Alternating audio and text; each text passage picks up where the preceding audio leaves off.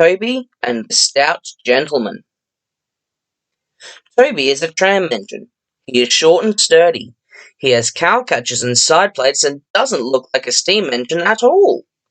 He takes trucks from farms and factories to the main line, and the big engines take them to London and elsewhere. His tram line runs along roads and through fields and villages. Toby rings his bell cheerfully to everyone he meets. He has a coach called Henrietta, who has seen better days. She complains because she has few passengers.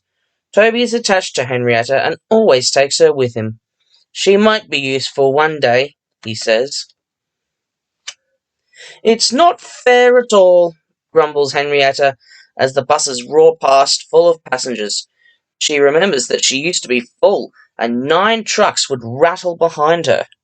Now there are only 3 or 4, for the farms and factories send their goods mostly by lorry. Toby is always careful on the road. The cars, buses and lorries often have accidents. Toby hasn't had an accident for years. But the buses are crowded and Henrietta is empty.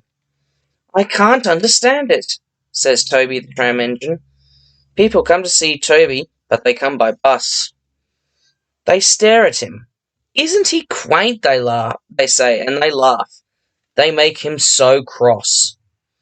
One day, a car stopped close by, and a little boy jumped out. Come on, Bridget, he called to his sister, and together they ran across to Toby. 2 ladies and a stout gentleman followed. The gentleman looked important, but nice. The children ran back. Come on, grandfather, do look at this engine. And seizing his hands, they almost dragged him along. That's a tram engine, Stephen, said the stout gentleman. Is it electric? Asked Bridget. Whoosh! Hissed Toby crossly. Shh, shh, said her brother. You've offended him. But trams are electric, aren't they? They are mostly, the stout gentleman answered, but this is a steam tram. May we go in it, grandfather, please? The guard had begun to blow his whistle.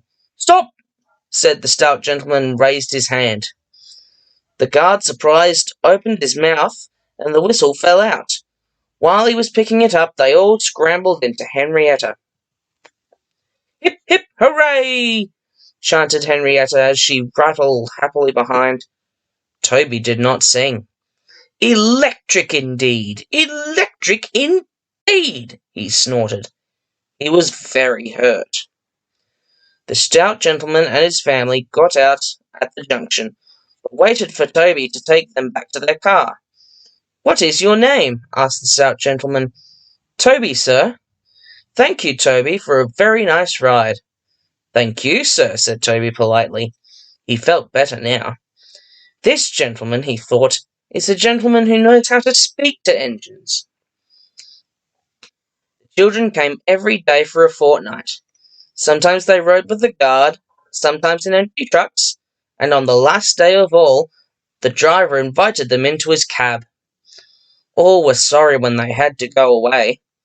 Stephen and Bridget said thank you to Toby, and his driver, his fireman, and the guard. The stout gentleman gave them all a present. Beep, beep, beep, beep, whistled Toby. Come again soon. We will, called the children, and they waved till Toby was out of sight. The months passed. Toby had few trucks and fewer passengers. Our last day, Toby, said his driver sadly one morning. The manager says we must close tomorrow. That day Henrietta had more passengers than she could manage. They rode in the trucks and crowded in the brake van, and the guard didn't have enough tickets to go around. The passengers joked and sang, but Toby and his driver wished they wouldn't. Goodbye, Toby, said the passengers afterwards. We are sorry your line is closing down. So am I, said Toby sadly. The last passenger left the station, and Toby puffed slowly to his shed. Nobody wants me, he thought, and went unhappily to sleep.